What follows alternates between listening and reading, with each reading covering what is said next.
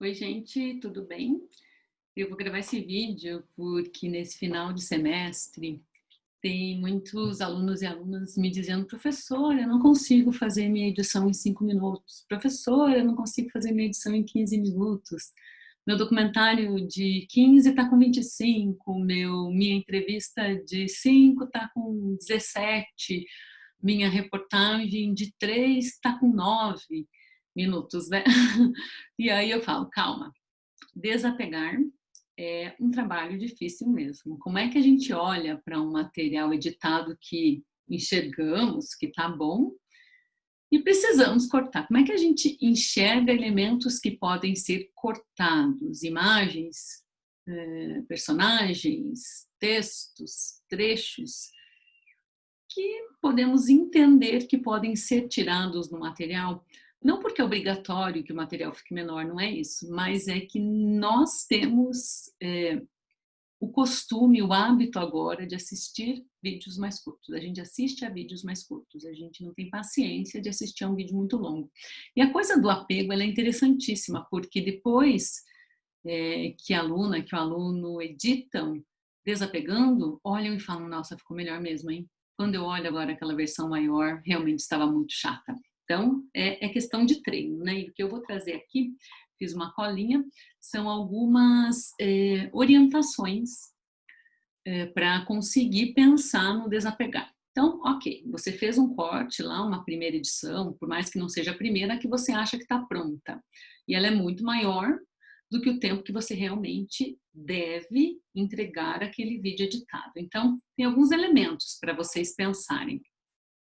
O primeiro deles, que eu acho que é o mais possível de se fazer, principalmente para quem está começando, é decupar as falas.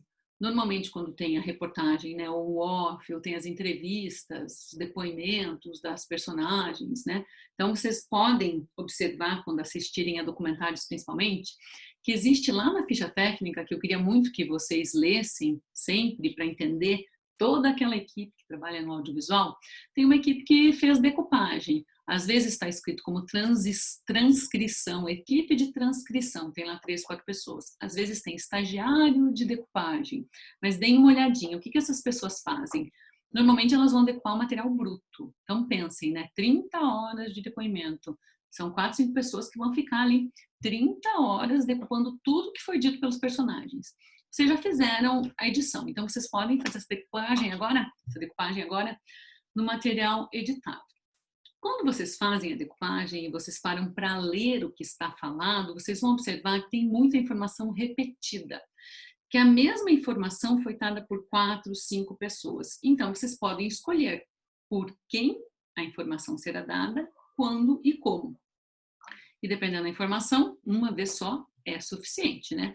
Outro dia eu orientei uma aluna que tinha uma reportagem bem longa e ela tinha que fechar essa reportagem em 15 minutos, no máximo 4 minutos, eu acho que ela tinha mais de 10 de edição, e que ela citava, por exemplo, uma coisa que chama desafio do jeans. O desafio do jeans é um desafio para pessoas emagrecerem, eu tenho a impressão que são mulheres, talvez esteja errada, não conheço direito o desafio, é, o termo desafio do jeans entrava ali em 2, 3 pessoas. Ele pode entrar uma vez só.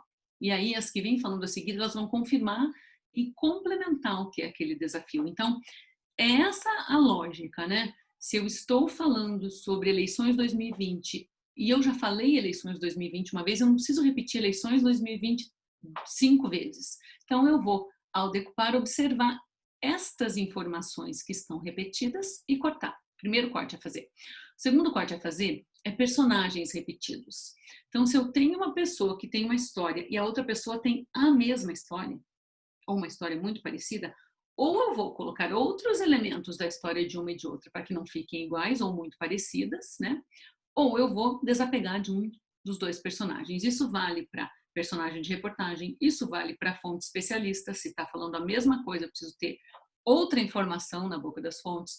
Claro que eu não posso, na locução, falar uma coisa que é completamente repetida na passagem ou na entrevista. Eu tenho que escolher em que momento é mais importante colocar. Então, informação repetida eu corto.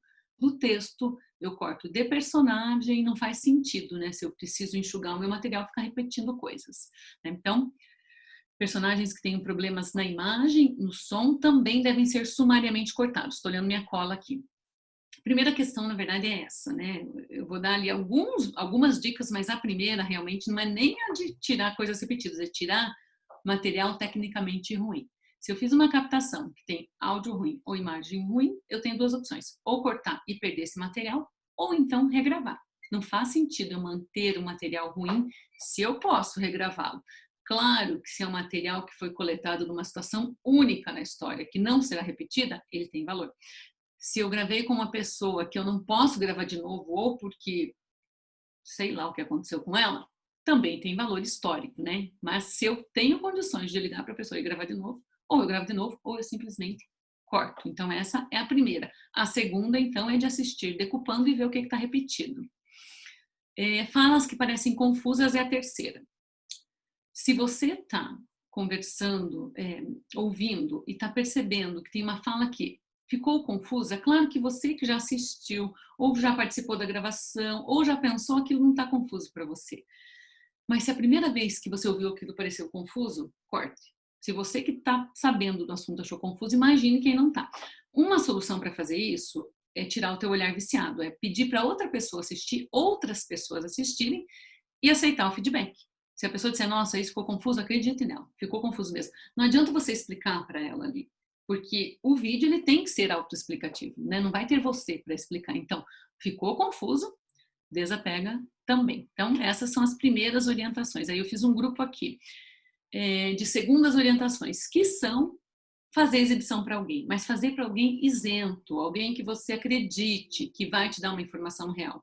E se você puder assistir a pessoa assistindo, em vez de olhar para o vídeo, olhar para a reação dela, é fundamental, porque ao assistir a pessoa reage, ou ela ri, ou ela faz cara que não entendeu, que não gostou, e você vai poder perguntar para ela. E aceitar bem o feedback. Tudo que a pessoa disser que não está legal, e tentar entender por que não está legal. Não adianta tentar explicar para ela. Tem que entender por que não está legal. E aí você trabalha com essa informação, né? Refletir bastante com relação a isso. E aí você fez tudo isso, né? Então, ou seja, cortou o que estava ruim tecnicamente. Cortou falas repetidas. Exibiu para pessoas e ouviu o feedback e ainda assim precisa cortar, escolha a personagem mais fraca e desapegue dela. Então você tem lá várias personagens. Uma delas é mais fraca, eu vou ter que escolher, vou ter que desapegar. É duro? É. Mas é verdade? É. Em todos os projetos de documentário que eu participei, sempre tivemos que desapegar de personagens. E às vezes, personagens que nós passamos dias gravando.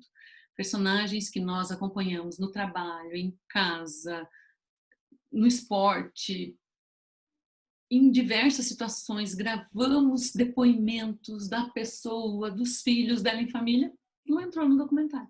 Então, isso acontece, é real em qualquer situação de projeto audiovisual. Então, é bem importante pensar nisso. Como é que eu reduzo? No caso do documentário, é assim que se faz, são vários cortes, vários tratamentos, até que um funcione muito bem.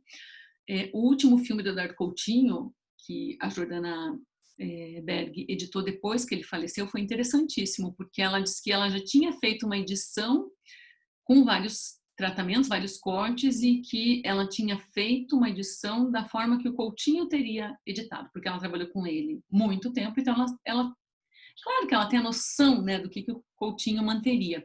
E ela não gostou. Aí ela desapegou daquilo e fez uma nova montagem mostrando o Coutinho interagindo mais, mostrando o Coutinho naquele filme, naquela situação. Embora ele apareça muitas vezes, ali ele apareceu mais. E aí foi uma edição dela. Foi sensacional, né? Ela já tinha feito todo aquele trabalho, ela desapegou de tudo, começou de novo do zero. Então é bem importante pensar que isso é real, né? O desapego da edição. Com relação à reportagem, no Jornal Nacional tem uma frase que é muito comum: qualquer notícia pode ser dada em 1 minuto. Qualquer notícia pode ser dada em 1 minuto. Então, os editores, enquanto o jornal está no ar, eles estão ali a postos.